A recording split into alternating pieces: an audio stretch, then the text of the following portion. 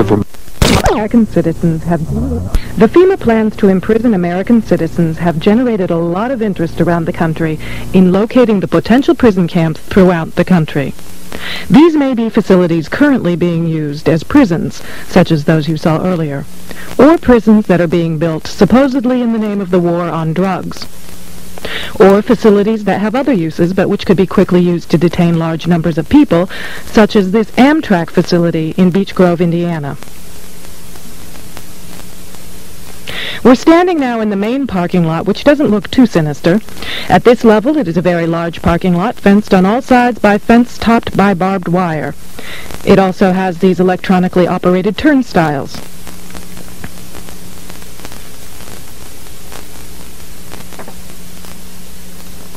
There is also a surveillance camera, just like we saw at the FEMA facility, pointing out to the parking lot, and a helicopter windsock. All of these apparent security measures are particularly unusual here, because this is a very low crime area, and this facility is nothing but an old train repair station with nothing in it worth stealing. In this portion of the parking lot is a brick building, suitable for processing, next to a gate that leads right out to the railroad tracks, and all of this is contained inside a fully fenced area, now 3 layers deep in fencing at this point. This U.S. Air Force train indicates federal and military involvement. Facing the opposite direction, you can see that this area, too, is a very large fenced area with railroad track running the length of the fence and plenty of warehouses.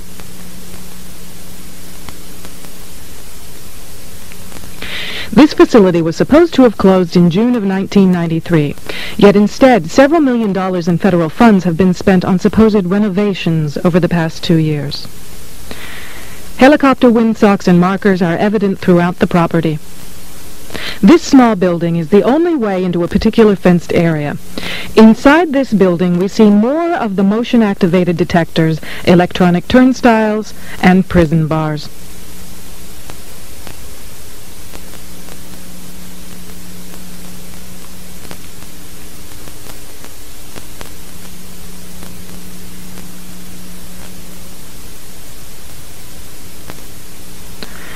All of the renovations to this property have involved putting in new fencing, electronic turnstiles, concrete flooring in unused warehouse buildings, and putting in large gas furnaces on buildings that were never heated any time in the past 20 years.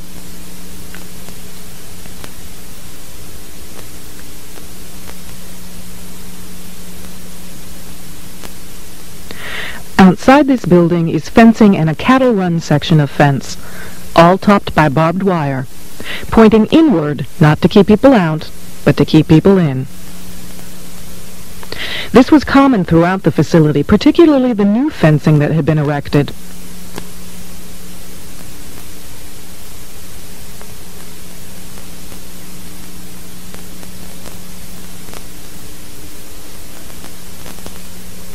Inside the fenced area on the other side of the building, you'll see signs that say Red Zone, right up next to the railroad tracks that run the length of the fenced area. Next to the Red Zone sign, you can see closely numbered markers on the fences that are too closely spaced to be parking markers, just as if they plan to have people line up to board the trains.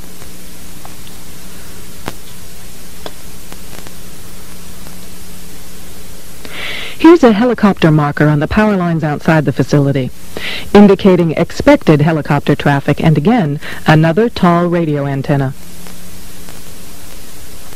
Looking around, you can get an idea of how huge this place is and how many people it could contain in its fenced-in area.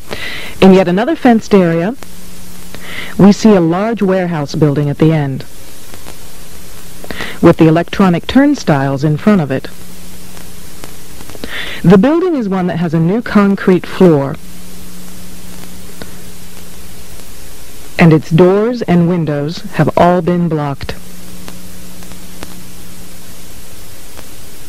Outside there are new gas pipes.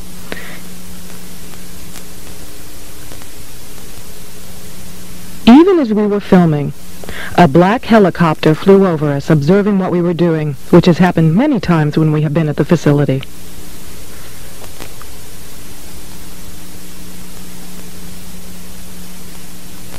The gas lines and gas pipes at the facility run the length of the buildings.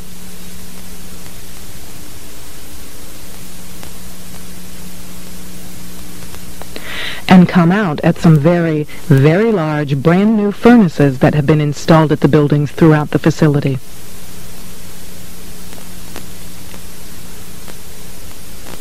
We found this crane, which has seen better days, but is plainly marked U.S. Army in the middle of the stockyard.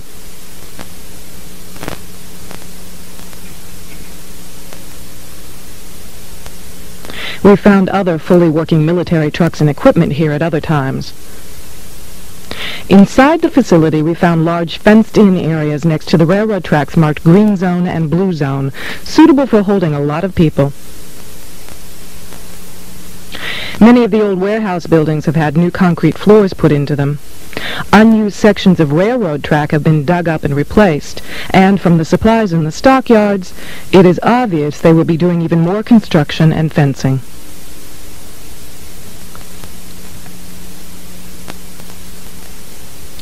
Senator Lugar of Indiana recently obtained more federal funding to renovate this facility, which is supposedly only for the repair of broken trains and where most of the buildings on the property haven't been used for years. It certainly appears they are expecting more than just broken trains.